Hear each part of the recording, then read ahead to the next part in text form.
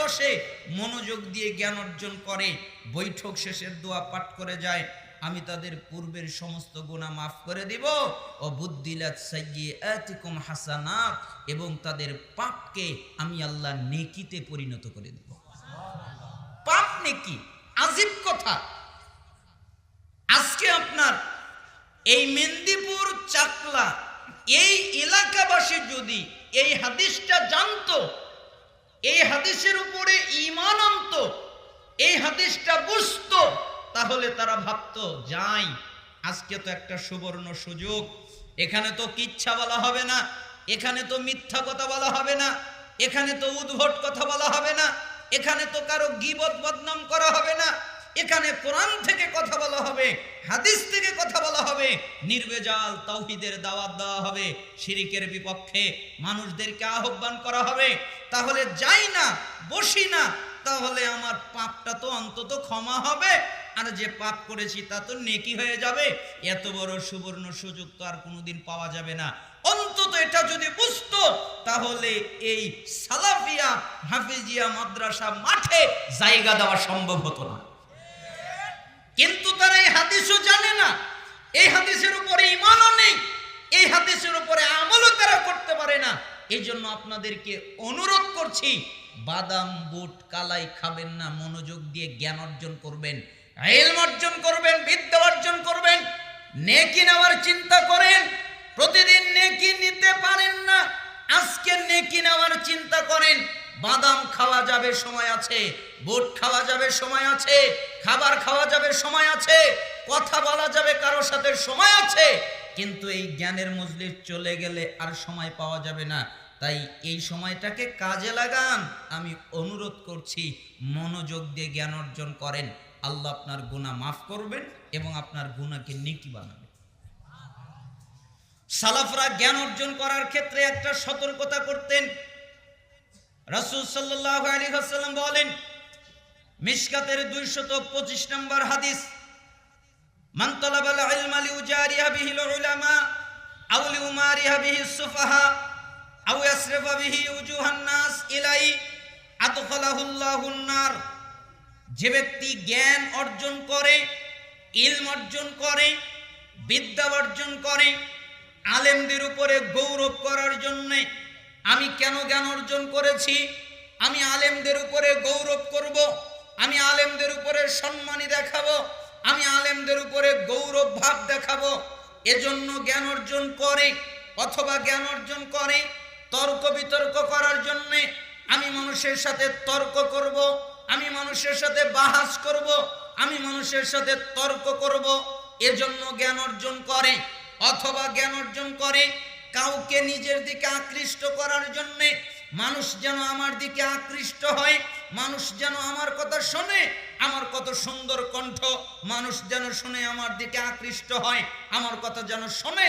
জ্ঞান অর্জন করে আলেমদের উপরে গৌরব করার জন্য, জ্ঞান অর্জন করে বাহাস করার জন্য, তর্ক করার জন্য, জ্ঞান অর্জন করে মানুষকে নিজের দিকে আকৃষ্ট করার জন্য, আদখালাহুল্লাহুন নার, তাহলে আল্লাহ তাদের জাহান্নামে নিক্ষেপ করবেন। জ্ঞান অর্জন করতে হয় আল্লাহকে সন্তুষ্ট করার জন্য। কাকে সন্তুষ্ট করার জন্য? আল্লাহকে। এছাড়া অন্য কোনো উদ্দেশ্যে, অন্য কোনো কারণে জ্ঞান অর্জন করা যায় না। একমাত্র আল্লাহকে সন্তুষ্ট করার জন্য জ্ঞান অর্জন করতে হয়। অতএব আপনাদেরকে অনুরোধ করব, আল্লাহকে সন্তুষ্ট করার জন্য জ্ঞান অর্জন করেন, এবং আল্লাহ তাআলা আমাকেও আল্লাহকে সন্তুষ্ট করার জন্য কথা বলার তৌফিক যেন দান করেন, আমিন। আমি সালাফদের কয়েকটা বাণী আপনাদের সামনে উল্লেখ করার ইচ্ছা পোষণ করেছি এবং কিছু হাদিস অনুবাদ করার ইচ্ছা পোষণ করেছি, যদি আল্লাহ তাআলা আমাকে তৌফিক দান করেন। প্রথম সালাফদের বাণীর একটি বাণী হচ্ছে, এই বাণীটা খুব আশ্চর্যজনক বাক্য, খুব জটিল এবং কঠিন, এর ভিতরে অনেক কিছু লুকিয়ে আছে। মানুষ যদি এটা বুঝতে পারে এবং এই অনুযায়ী আমল করতে পারে, তাহলে তার জন্য জান্নাতে যাওয়া অনেক সহজ হয়ে যাবে।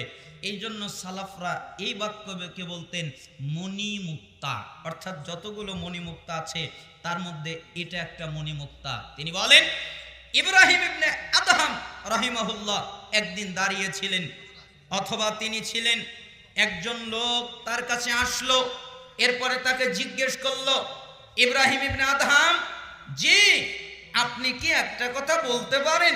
আচ্ছা বলো, কি বলবো? আল্লাহ বলেছেন তোমরা আমাকে ডাকো, আমি তোমাদের ডাকে সাড়া দিব। এ কথা আল্লাহ বলেছেন। কে বলেছেন?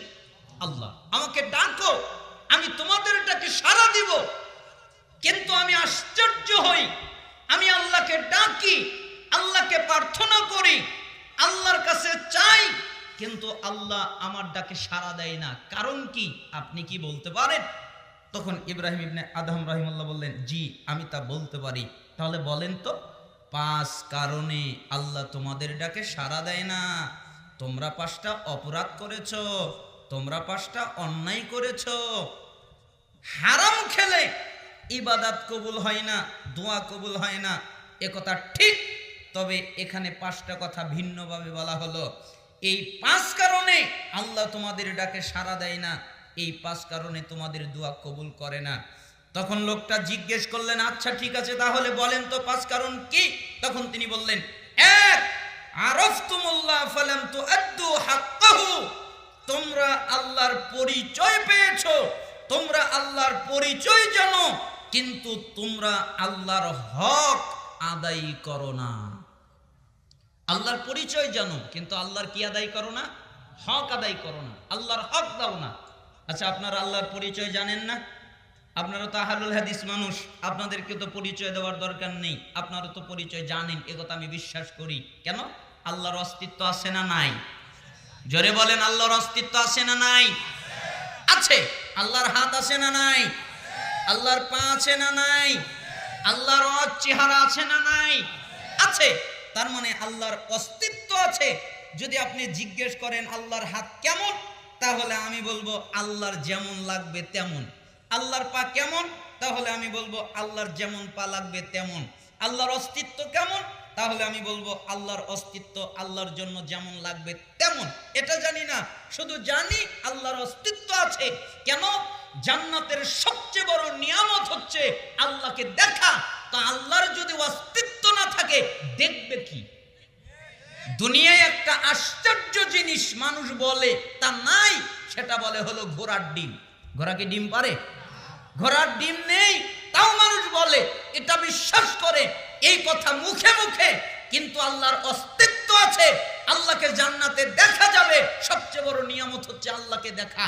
তারপরেও এক শ্রেণীর মানুষ এবং এক শ্রেণীর আলেমরা বলতে থাকে যে আল্লাহ নিরাকার। এই জন্য বলছিলাম আল্লাহর অস্তিত্ব আছে, আল্লাহর পরিচয় তোমরা জানো, কিন্তু তোমরা আল্লাহর হক আদায় করো না। আল্লাহর হক কি? আল্লাহর হক হলো একমাত্র তার ইবাদত করা। একমাত্র কার ইবাদত করা? আল্লাহর।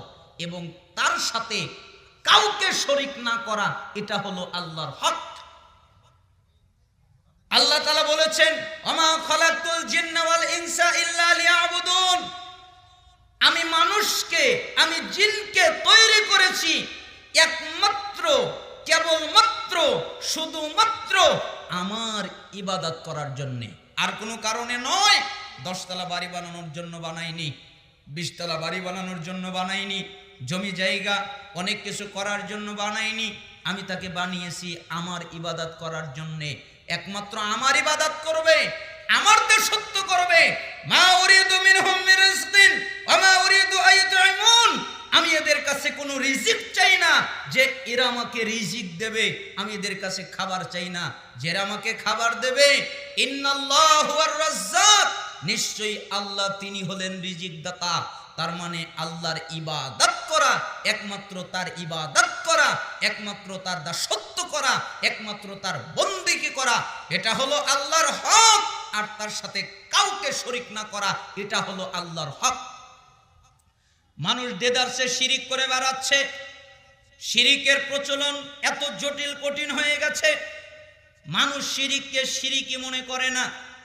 আর বিদাত তো বোঝানোই যায় না। শিরিক যদি একটু বোঝানো যায় মানুষ কিছু বোঝে, কিন্তু বিদাত বুঝতেই চায় না। কয় রাসূলের যুগে তো তুইও ছিলি না, রাসূলের যুগে তো মাইকও ছিল না, তাই না? মানে শিরিক বুঝানো যায় কিন্তু বিদআত বুঝানো যায় না। বলছিলাম আল্লাহর হক হলো তার ইবাদত করা, তার সাথে কাউকে শরীক না করা। শিরিক করলে, শিরিক এত জটিল পাপ, এত কঠিন পাপ, এত মারাত্মক পাপ যে শিরিক আল্লাহ তাআলা বলেন সূরা নিসা 48 নম্বর আয়াত, ইন্নাল্লাহা লা ইয়াগফিরু আইয়ুশরাকা বিহি ওয়া ইয়াগফিরু মা দুনা যালিকা লিমান ইয়াশা। নিশ্চয়ই যে ব্যক্তি আল্লাহর সাথে শিরিক করে, আল্লাহর সাথে অংশ স্থাপন করে, আল্লাহ তার জন্য আল্লাহ তাকে কখনো ক্ষমা করে না, আল্লাহ তাকে কখনো মাফ করে না। যে ব্যক্তি আল্লাহর সাথে শিরিক করে, আল্লাহ এই শিরিকের পাপ ক্ষমা করে না, এই শিরিকের পাপ মাফ করে না। এছাড়া যত পাপ আছে আল্লাহ যাকে চায় তাকে মাফ করে দেয়, কিন্তু শিরিকের পাপ আল্লাহ কি করে না? ক্ষমা করে না। তার মানে একটা লোক শিরিক করা অবস্থায় যদি মৃত্যুবরণ করে, ওই অবস্থায় যদি মারা যায়, তওবা না করে, তাহলে তাকে জাহান্নাম থেকে বের করার দ্বিতীয় কোনো পথ নেই। সে চিরস্থায়ী জাহান্নামে থাকবে। কেন? সে শিরিক করা অবস্থায় মারা গেছে, তওবা করার সুযোগ পায়নি। কিন্তু সে যদি দুনিয়ায় তওবা করে যায়, তাহলে আল্লাহ তাকে ক্ষমা করে দিবেন। কিন্তু তওবা না করে শিরিকের উপরে অটল থেকে সে যদি মৃত্যুবরণ করে, রাস্তা দিয়ে চলছিল, একটা মাজার দেখতে পেল অথবা একটা কবর দেখতে পেল, ড্রাইভার বলল যে হেল্পারকে এখানে কিছু টাকা দান করে যাও। কেন? তাহলে রাস্তায় অ্যাক্সিডেন্ট হবে না, বিপদ হবে না। এইটা দান করার পরে রাস্তা দিয়ে যাচ্ছিল, হঠাৎ করে অ্যাক্সিডেন্ট হয়ে গেল, যাত্রী সহ তারা মৃত্যুবরণ করলো। যেই লোক এই মাজারে টাকা দিয়েছিল, যত লোক এই মাজারে টাকা দিয়েছিল, তাদেরকে জাহান্নাম থেকে বের করার দ্বিতীয় আর কোনো পথ নেই। কেন? তারা শিরিক করা অবস্থায় মৃত্যুবরণ করেছে, তারা তওবা করে নাই। এই জন্য আল্লাহ তাআলা বলেছেন শিরিকের পাপ তিনি ক্ষমা করে না, এছাড়া যত পাপ আছে আল্লাহ যাকে চায় তাকে মাফ করে দেয়। সূরা মায়েদার 72 নম্বর আয়াত আল্লাহ তাআলা বলেন, ইন্নাহু মাইয়ুশরিক বিল্লাহ, নিশ্চয়ই যে ব্যক্তি আল্লাহর সাথে শিরিক করে, ফাকাদ হারামাল্লাহু আলাইহিল জান্নাহ, আল্লাহ তাআলা জান্নাতকে তার জন্য হারাম করে দেন। তার জন্য জান্নাত হারাম, সে জান্নাতে যেতে পারে না। আমাওয়াহুন নার, এবং তার ঠিকানা হলো জাহান্নাম, তার আবাসস্থল হলো জাহান্নাম, তার থাকার জায়গা হলো জাহান্নাম। ওয়া লিয যালিমিনা মিন আনসার, আর এ হলো জালেম, এ হলো জুলুমকারী, এ কোনো সাহায্যকারী পাবে না, এর কোনো সাহায্যকারী নেই। না সাহায্যকারী আল্লাহকে পাবে, না সাহায্যকারী আল্লাহর নবীকে পাবে, না সাহায্যকারী কোনো পীরকে পাবে, না সাহায্যকারী তার আত্মীয় স্বজন কাউকে পাবে, না সাহায্যকারী ফেরেশতা মালাকদের পাবে, কাউকে পাবে না। তার কোনো সাহায্যকারী নেই। নিশ্চয়ই যে ব্যক্তি আল্লাহর সাথে শিরিক করে, তার কোনো সাহায্যকারী নেই, তার ঠিকানা জাহান্নাম, অবশ্যই জাহান্নাম তার ঠিকানা, আর জান্নাত তার জন্য হারাম। তাহলে শিরিক কত ডেঞ্জারাস পাপ। আল্লাহ তাআলা সূরা আনামের 88 নম্বর আয়াতে বলেন, 88 নম্বর আয়াতের আগে 18 জন নবীর নাম উল্লেখ করলেন। 18 জন নবীর নাম উল্লেখ করার পরে তিনি বললেন, ওয়ালাউ আশরাকু লাহাবিতা আনহুম মা কানু ইয়ামালুন। এই 18 জন নবীর একজন নবীও যদি শিরিক করত, তাহলে আমি তাদের সমস্ত আমলকে বাতিল করে দিতাম, বরবাদ করে দিতাম। তার মানে নবীরাও শিরিক করতে পারে না, এই অনুমতি নবীদের নেই। আল্লাহ তাআলা সূরা জুমারের 65 নম্বর আয়াত নাজিল করলেন, মুহাম্মদ সাল্লাল্লাহু আলাইহি ওয়াসাল্লামকে লক্ষ্য করে বললেন, লাইন আশরাকতা লা ইয়াহবাতান্না আমালুক ওয়া লা তাকুনান্না মিনাল খাসিরিন। হে নবী মুহাম্মদ, আপনিও যদি শিরিক করেন, তাহলে আপনার যত আমল আছে আমি সমস্ত আমলকে ধ্বংস করে দিব, আর আপনি ক্ষতিগ্রস্তদের অন্তর্ভুক্ত হয়ে যাবেন। তার মানে শ্রেষ্ঠ নবী, পৃথিবীর দামি নবী, সবচেয়ে দামি নবী, সবচেয়ে মর্যাদাবান নবী, সবচেয়ে শ্রেষ্ঠ নবী সাল্লাল্লাহু আলাইহি ওয়াসাল্লাম, তিনিও শিরিক করতে পারে না, অনুমতি নেই। কেন? তিনিও যদি শিরিক করেন, তার সমস্ত আমল বাতিল হয়ে যাবে। আর আপনি সাধারণ মানুষ, আপনি হুজুর হন অথবা গাজী হন অথবা হাজী হন অথবা আলহাজ হন অথবা যেই হন, নবীও যদি শিরিক করে তার আমল বাতিল হবে। তো আপনি যদি শিরিক করেন, আপনার আমল টিকে কিভাবে? আপনার আমল টিকে হয়ে যাবে। এজন্য সূরা ফুরকান 30 নম্বর আয়াত আল্লাহ তাআলা উল্লেখ করলেন, ওয়াকাদিমনা ইলা মা আমিলু মিন আমালিন ফাজআলনাহু হাবাআম মানসুরা। আল্লাহ তাআলা বলেন, আমি তাদের সমস্ত আমলের দিকে খেয়াল করব। ওরা যত আমল করেছে সমস্ত আমলের দিকে লক্ষ্য করব, সমস্ত আমলের দিকে খেয়াল করব। তার মানে ওদের সালাত দেখব, ওদের যাকাত দেখব, ওদের সিয়াম দেখব, ওদের হজ দেখব, ওরা আরো যত ইবাদত করেছে সবগুলো দেখব। এরপরে দেখব যে ইবাদতের মধ্যে শিরিক আছে। যখন আমি দেখতে পারবো শিরিক আছে, তখন তাদের সমস্ত আমলকে আমি ধুলি করার মতো উড়িয়ে দিব। তাদের কোনো আমলের দাম নেই। আপনি যত ইবাদত করেন, আপনি ইবাদত করতে করতে, নেকি অর্জন করতে করতে, সুবহানাল্লাহ বলতে বলতে, কোরআন তেলাওয়াত করতে করতে আপনি যত নেকি আছে সবগুলো অর্জন করেছেন। আপনার নেকি হতে হতে আসমান এবং জমিন ভরে গেছে, নেকি রাখার জায়গা নেই। আপনি যদি আজকে মাজারে একটা সিজদা করেন, আপনি যদি আজকে মাজারে 1 টাকা দান করেন, আপনি যদি আজকে মাজারে কোনো পশু জবে করেন, আপনি যদি আজকে কারো সামনে মাথা নত করেন, আপনি যদি আজকে কাউকে রবের আসনে বসান, তাহলে আপনার যত নেকি আছে সব ধুলার মতো উড়ে যাবে। আপনার নেকি টিকতে পারবে না। কেন আপনি শিরিক করবেন? শিরিকের সাথে আপনার সম্পর্ক কি? আপনি তাওহীদবাদী মুসলিম, আপনার এবং আমাদের শিরিকের সাথে কোনো সম্পর্ক নেই। এজন্যই রাসূল সাল্লাল্লাহু আলাইহি সাল্লাম বলেছেন, লা তুশরিক বিল্লাহি শাইআ ওয়া ইন কুতিলতা ওয়া হুররিকতা। শোনো, আল্লাহর সাথে কাউকে শরীক করবা না। তোমাকে যদি হত্যা করা হয় তবুও না, তোমাকে যদি আগুনে জ্বালিয়ে দেওয়া হয় তবুও না। আপনি আগুনে জ্বলে যাবেন তবুও ভালো, আপনি নিহত হবেন তবুও ভালো, তবু আল্লাহর সাথে শিরিক করা যাবে না। আমি মনে করতাম মানুষ শুধুমাত্র মাজারেই শিরিক করে। হজ করতে গেলে একটা সুন্দর ইবাদত। কাবা ঘরে কি আর কেউ শিরিক করে? সেটা তো আগের যুগে ছিল, পুতুল রাখতো, মূর্তি রাখতো। সেটা তো ইসলাম নাজিল হওয়ার আগে ছিল। তো যখন দ্বীন ইসলাম কায়েম হয়ে গেল, মুহাম্মদ সাল্লাল্লাহু আলাইহি সাল্লাম সব ভেঙে ফেলে দিলেন। তো কেউ কি কাবা ঘরে গিয়ে শিরিক করে এটা আমি বুঝতে পারতাম না। কিন্তু আল্লাহ তাআলা যখন আমাকে নিয়ে গেলেন, আল্লাহ সুবহানাহু ওয়া তাআলা আমাকে দেখালেন একটা লোক কাবা ঘরের পাশে অনেকগুলো কবুতর ওড়ে, কবুতর থাকে, তাই ওই কবুতরকে কি যেন খাওয়াচ্ছে। আমাদের সাথী ভাইদের একজন, নাম বললাম না, এইগুলো খাওয়াচ্ছে। তাই আমি তাকে জিজ্ঞেস করলাম, কি ব্যাপার, আপনি খুব তো মজা করছেন। আমি তো আর বুঝি নাই সে কি নিয়তে খাওয়াচ্ছে। আমি তার সাথে হাসি রহস্য করে বলছিলাম। তখন উনি বললেন, না, এখানে একটা কারণ আছে। তখন আমার কৌতূহল বেড়ে গেল, কারণটা কি, তাহলে কি বলা যাবে? তখন উনি বললেন যে আমার এলাকার মা বোনেরা আমাকে গম দিয়েছে, আমাকে কালাই দিয়েছে, আমাকে চাউল দিয়েছে, যে এইগুলো নিয়ত করে এই মক্কার কবুতরকে খাওয়ালে আল্লাহ নাকি তাকে বাচ্চা দেবে। এইখানেই সীমাবদ্ধ নয়। আমি যখন কাবা ঘর তাওয়াফ করতে রয়েছিলাম, তাওয়াফ করা শুরু করলাম, আমার সাথে একজন সাথী ছিলেন। তিনি কাবা ঘরের দিকে যাওয়ার জন্য রওনা করার চেষ্টা করলেন। আমি তাকে বললাম, যাওয়ার প্রয়োজন নেই, আপনি দূর থেকে ইশারা করেন, হক আদায় হয়ে যাবে। উনি বললেন, না, আমি যাবই। আমি বললাম, দেখেছেন কত মোটা বড় বড় মানুষ, তাদের মধ্যে এত ভিড়, আপনি যদি যান তাহলে আপনাকে পিষে ফেলবে, আপনার যাওয়ার প্রয়োজন নেই, অনেক ভিড়, আপনার যেতে হবে না। উনি বললেন, না, আমি যাবই। তখন আমি বললাম, ওনার আবেগের সাথে খেলা করাটা ঠিক হবে না। আচ্ছা ঠিক আছে, আপনি যান, এ কথা বললাম। তখন উনি যাওয়া শুরু করলেন, আর কোমর থেকে একটা কাপড় বের করলেন, কালো কাপড়। তখন আমি বললাম, এখানে তো তাওয়াফের জায়গা, এখানে তো কালো কাপড় চলে না। তো তার কোমর থেকে কালো কাপড় কিভাবে বের হলো? তাই আমি তাকে কিছু বলতে পারলাম না। যখন হোটেলে চলে গেলাম, তার সাথে আমার সাক্ষাৎ হলো। তখন আমি তাকে বললাম, কি ব্যাপার, আপনি কোমর থেকে কালো কাপড় বের করলেন কেন?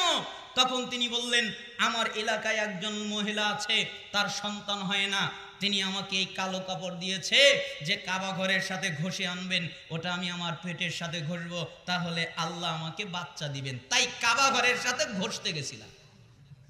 তা আমি ভেবেছিলাম হয়তো হাজরে আসওয়াদ চুমু দিতে যাবে, এই আবেগ কাজ করছে, তাই আর আমি ঠেকালাম না। তো উনি গেছে কাবা ঘরের সাথে কাপড় ঘষতে। তা আমি বললাম পেটন কি খাইছেন দুই একটা? কয় না, তা খাইছি। মানে পেটন পিঠে পরা বন্ধ হয় নাই, কয়েকটা খাইছে, তারপরে ও কাবা ঘরের সাথে কাপড় ঘষেছে। তাহলে কি পরিমাণ শিরিকের চিন্তা তার মধ্যে রয়েছে, কত শিরিক রয়েছে। মানুষ বাবা মায়ের নামে কসম করে, মানুষ সন্তানের নামে কসম করে, মানুষ চক্ষু ছুঁয়ে কসম করে, মানুষ মাথায় হাত রেখে কসম করে, মানুষ মাটির উপরে দাঁড়িয়ে কসম করে, মানুষ মসজিদের কসম করে, মানুষ আরো কত কিছুর কসম করে। অথচ এই সমস্ত কসম করা শিরক, এগুলো করা যাবে না।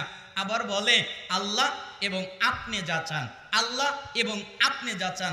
আপনি কি জানেন আল্লাহ এবং আপনি যা চান এই কথাটা শিরক আপনি বলতে পারবেন না। তাহলে আল্লাহ এবং ওই ব্যক্তিকে আপনি সমমান করে দিলেন। শোনেন, সালাতের মধ্যে শিরিক হয়, সাদাকার মধ্যে শিরিক হয়, দানের মধ্যে শিরিক হয়, সিয়ামের মধ্যে শিরিক হয়। রাসূল সাল্লাল্লাহু আলাইহি সাল্লাম বলেন, মান তাসাদদাকা ইউরাই ফাকাত আশরাক। যেই ব্যক্তি সাদাকা করলো কাউকে দেখাবার জন্য, ওই ব্যক্তি শিরিক করলো। ওমান সাল্লা ইউরাই ফাকাত আশরাক। যে ব্যক্তি সালাত আদায় করলো কাউকে দেখাবার জন্য, ও শিরিক করলো। ওমান সামা ইউরাই ফাকাত আশরাক। যে ব্যক্তি সিয়াম পালন করলো কাউকে দেখাবার জন্য, ও শিরিক করলো। তার মানে সবকিছু কার জন্য? আল্লাহর জন্য। কুল ইন্না সালাতি ওয়া নুসুকি ওয়া মাহইয়ায়া ওয়া মামাতি লিল্লাহি রাব্বিল আলামিন। সূরা আনআমের 162 নম্বর আয়াত। আল্লাহ তাআলা বলেন, হে নবী আপনি বলেন, নিশ্চয়ই আমার সালাত, নিশ্চয়ই আমার কুরবানি, নিশ্চয়ই আমার জীবন, নিশ্চয়ই আমার মরণ, যা কিছু আছে সবকিছু আল্লাহ তাআলার জন্য। তাই আমি আপনাদেরকে অনুরোধ করছি, শিরিক থেকে বাঁচার চেষ্টা করবেন। আল্লাহ তাআলা যেন আমাদেরকে শিরিক থেকে হেফাজত করেন। তাহলে সালাফ কি বললেন? তোমরা আল্লাহর পরিচয় জানো, কিন্তু আল্লাহর হক আদায় করো না। আল্লাহর হক কি? একমাত্র আল্লাহর ইবাদত করা, তার সাথে কাউকে শরীক না করা, এটাই হলো আল্লাহর হক। 2, আকারাতুমুল কোরআন ফালাম তা'মালু বিমা ফীহ। তোমরা কোরআনুল কারীম পাঠ করো ঠিকই, তোমরা কোরআন তেলাওয়াত করো, তোমরা কোরআন পড়ো, তোমরা কোরআন পাঠ করো, কিন্তু তোমরা ওই কোরআন অনুযায়ী নিজেরা চলো না। ঠিক না? কোরআন কিন্তু তেলাওয়াত করা হয়, কোরআন কিন্তু পাঠ করা হয়, কিন্তু ওই অনুযায়ী কি সবাই চলে? চলে না। এজন্য আমি মাঝে মধ্যে বলি যে আল্লাহ এই কিতাব শুধুমাত্র তেলাওয়াত করার জন্য নাজিল করেনি, এই কিতাব বুঝার জন্য নাজিল করেছেন, এই কিতাব অনুযায়ী আমল করার জন্য নাজিল করেছেন। সাহাবীরা তাই করতেন। তারা বলতেন, আমরা 10টা আয়াত শিখতাম, 10টা আয়াত মুখস্থ করতাম, 10টা আয়াতের অর্থ মর্ম বুঝতাম, 10টা আয়াতের উদ্দেশ্য জানতাম, এরপরে 10টা আয়াত অনুযায়ী আমল করতাম, তারপরে আমরা পরবর্তী 11 নম্বর আয়াতে যেতাম। আমল করার আগ পর্যন্ত আমরা 11 নম্বর আয়াতে যেতাম না। আর আমরা তেলাওয়াত করে করে করে করে খতম দিয়ে ফেলি, অথচ এক আয়াত বুঝার তৌফিকও আমাদের হয় না, তাই না? আপনি যদি সূরা তাহা খোলেন, 124 নম্বর আয়াত, 125 নম্বর আয়াত, 126 নম্বর আয়াত, আল্লাহ তাআলা বলেন, ওমান আরাদা আন যিকরি ফাইন্না লাহু মাঈশাতান দানকা ওয়া নাহশুরুহু ইয়াওমাল কিয়ামাতি আমা। যে ব্যক্তি আমার এই স্মরণ থেকে মুখ ফিরাবে, আমার এই জিকির থেকে মুখ ফিরাবে, আমার এই কিতাব বোঝার চেষ্টা করবে না, আমার এই কিতাব জানার চেষ্টা করবে না, আমি তার জীবিকাকে করে দিব সংকীর্ণ, আমি তার জীবনকে করে দিব সংকীর্ণ, আমি তার চালচলনকে করে দিব সংকীর্ণ। তার মানে দুনিয়া তার জন্য সংকীর্ণ হয়ে যাবে, কবরের জীবন তার জন্য সংকীর্ণ হয়ে যাবে, আখিরাতের জীবন তার জন্য সংকীর্ণ হয়ে যাবে। আর আমি যখন তাকে আমার কাছে উঠাবো, তখন অন্ধ করে উঠাবো। কি করে উঠাবো? অন্ধ। সে চক্ষু দিয়ে কিছু দেখতে পারবে না। তাই সে আল্লাহকে বলবে, ক্বালা রাব্বি লিমা হাশারতানি আমা ওয়া ক্বাদ কুনতু বাসীরা। হে আমার রব, হে আমার প্রতিপালক, আপনি আমাকে কেন আজকে অন্ধ করে উঠালেন? অথচ যখন আমি দুনিয়ায় ছিলাম তখন চক্ষুওয়ালা ছিলাম, এই চোখ দিয়ে দেখতে পারতাম, আজকে কেন দেখতে পারছি না? আজকে আমি অন্ধ কেন? আল্লাহ তাআলা বলবেন ক্বালা কাযালিকা আতাতকা আয়াতুনা ফানাসিতাহা ওয়া কাযালিকাল ইয়াউমা তুনসা। কেন? তোমার কাছে যেদিন আমার আয়াত গিয়েছিল, তোমার কাছে যেদিন আমার নিদর্শন গিয়েছিল, তোমার কাছে যেদিন আমার কিতাব গিয়েছিল, তুমি আমার কিতাব থেকে, আমার নিদর্শন থেকে, আমার আয়াত থেকে যেভাবে মুখ ফিরিয়ে রেখেছিলে, আমি আল্লাহ আজকের দিনে তোমার থেকে মুখ ফিরিয়ে নিলাম। আচ্ছা, আল্লাহ যদি মুখ ফিরিয়ে নেয় বাঁচার উপায় আছে? এমনকি সালাফরা বলতেন, যারা কোরআনকে সাথী বানায় না, কোরআনকে সঙ্গী বানায় না, তাদের জন্য আল্লাহ আলাদাভাবে একটা শয়তানকে পার্মানেন্ট করে দেন, একটা শয়তানকে লাগিয়ে দেন। কেন? কোরআন যদি তার সাথী না হয় তাহলে তার সাথী হলো শয়তান। ওমাইয়াশু আন যিকরির রহমান নুকাইয়িদ লাহু শাইতানা ফাহুয়া লাহু কারিন। সূরা যুখরুফের 36 নম্বর আয়াত। আল্লাহ তাআলা বলেন, যে ব্যক্তি আমার জিকির থেকে মুখ ফিরিয়ে নেয়, আমার স্মরণ থেকে মুখ ফিরিয়ে নেয়, আমি তার সাথে একটা শয়তানকে নিয়োজিত করে দেই, একটা শয়তানকে লাগিয়ে দেই, একটা শয়তানকে পার্মানেন্ট করে দেই। ফাহুয়া লাহু কারিন। ফলে শয়তান হয়ে যায় তার সাথী, শয়তান হয়ে যায় তার বন্ধু, শয়তান হয়ে যায় তার সঙ্গী। শয়তান যা বলে ও তাই করে। হয় কোরআন আপনার বন্ধু, না হলে শয়তান আপনার বন্ধু। আপনি যদি কোরআন অনুযায়ী চলেন, আপনি যদি কোরআন বোঝেন, তাহলে কোরআন আপনার বন্ধু। আপনি যদি কোরআন না বোঝেন, তাহলে শয়তান আপনার বন্ধু। আপনি কোরআনুল কারীম খোলেন, আল্লাহ তাআলা, আপনারা জানেন আল্লাহর নবী সাল্লাল্লাহু আলাইহি সাল্লাম শাফায়াত করবেন, সুপারিশ করবেন, এ কথা আপনারা জানেন। কিন্তু সালাফরা বলতেন এই কথাই পরিপূর্ণ সঠিক নয়। আল্লাহর নবী শাফায়াত করবেন, আল্লাহর নবী সুপারিশ করবেন, আল্লাহর নবী আরেকটা কাজ করবেন, সেটা হলো মামলা দায়ের করবেন। আল্লাহর নবী শাফায়াত করবেন, আল্লাহর নবী সুপারিশ করবেন, আল্লাহর নবী মামলা দায়ের করবেন। এজন্য আল্লাহ তাআলা সূরা ফুরকানের 30 নম্বর আয়াতের মধ্যে উল্লেখ করেছেন, ওয়াকালা রাসূল, সেদিন রাসূল বলবেন, ইয়া রাব্বি, হে আমার রব, ইন্না কওমি ইত্তাখাযু হাযাল কুরআনা মাহজুরা। আমার জাতির লোকেরা কোরআনকে পরিত্যাগ করেছে, কোরআনকে পরিত্যাজ্য করেছে, এজন্য আমি আজকে তাদের বিরুদ্ধে মামলা দায়ের করলাম। যারা কোরআন পরিত্যাগ করে, যারা কোরআন পরিত্যাজ্য করে, তাদের প্রত্যেকের বিরুদ্ধে মুহাম্মদ সাল্লাল্লাহু আলাইহি সাল্লাম মামলা দায়ের করবেন। তাদের বিরুদ্ধে মুহাম্মদ সাল্লাল্লাহু আলাইহি সাল্লাম দাঁড়িয়ে যাবেন। আল কোরআন হুজ্জাতুল লাকা ওয়া আলাইক। এই কোরআন কিয়ামতের দিন কারো পক্ষে, কিয়ামতের দিন কারো বিপক্ষে। কোরআন অনুযায়ী যদি চলে তাহলে কোরআন তার পক্ষে, কোরআন অনুযায়ী যদি না চলে তাহলে কোরআন তার বিপক্ষে, কোরআন তার বিপক্ষে চলে যাবে। এজন্যই সূরা ফুরকানের 30 নম্বর আয়াতের ব্যাখ্যা করতে গিয়ে ইমাম ইবনে তাইমিয়া রাহিমাহুল্লাহ বলেন, যারা শুধু কোরআন তেলাওয়াত করে, ভালো করে বুঝবেন, উল্টাপাল্টা ব্যাখ্যা করিয়েন না। যারা শুধু কোরআন তেলাওয়াত করে, কোরআন বোঝে না, কোরআন আমল করে না, এটার চেষ্টা করে না, এরা কোরআন পরিত্যাগকারী, এদের বিরুদ্ধে রাসূল মামলা দায়ের করবেন। 2, যারা শুধু কোরআন তেলাওয়াত করে, কোরআন বোঝে কিন্তু ওই অনুযায়ী আমল করে না, এদের বিরুদ্ধেও রাসূল মামলা দায়ের করবেন। যারা কোরআন তেলাওয়াত করে, কোরআন বোঝে, কোরআন অনুযায়ী আমল করে, এদের বিরুদ্ধে রাসূল মামলা দায়ের করবেন না।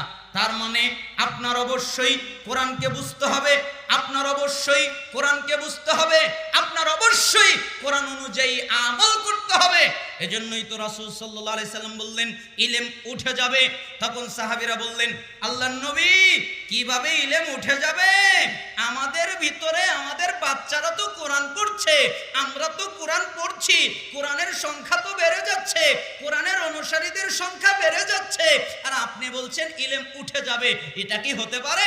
তখন মুহাম্মদ সাল্লাল্লাহু আলাইহি সাল্লাম বললেন, জি, আমি তোমাকে মনে করেছিলাম তুমি মদিনার বিজ্ঞ ব্যক্তি, আমি তোমাকে মনে করেছিলাম তুমি মদিনার জ্ঞানী ব্যক্তি, আমি এটা তোমাকে মনে করেছিলাম। বলো, ইহুদিদের কি কিতাব নেই? আছে তো। খ্রিস্টানদের কি কিতাব নেই? আছে তো। আর ইহুদিদের কিতাব, খ্রিস্টানদের কিতাব ওদের যেমন উপকার করতে পারেনি, ঠিক তোমাদের মধ্যে কোরআন থাকবে কিন্তু তোমাদের কোনো উপকার করতে পারবে না। মুসলমান জাতি মার খায় কেন? মুসলমান জাতি পিছিয়ে আছে কেন? মুসলমান জাতির উপরে অন্য জাতিরা কিভাবে রাজত্ব করে, তার একমাত্র কারণ হলো এই মুসলমান জাতি তাদের পারমাণবিক বোমাকে তারা নিক্ষেপ করেছে, ধ্বংস করেছে। ওটার নাম হলো আল কোরআন। যখন তারা আল কোরআনকে মেনে নিবে, আল কোরআন অনুযায়ী নিজের জীবন বাস্তবায়ন করবে, আল কোরআন অনুযায়ী সমাজকে বাস্তবায়ন করবে, আল কোরআন অনুযায়ী রাষ্ট্রকে বাস্তবায়ন বারাকা দান করবেন, আল্লাহ তাআলা তখন রহমত নাজিল করবেন, আল্লাহ তাআলা তখন অন্য জাতির উপরে তাদেরকে বিজয়ী করবেন। যতক্ষণ পর্যন্ত মুসলমান জাতি কোরআনকে পরিত্যাগ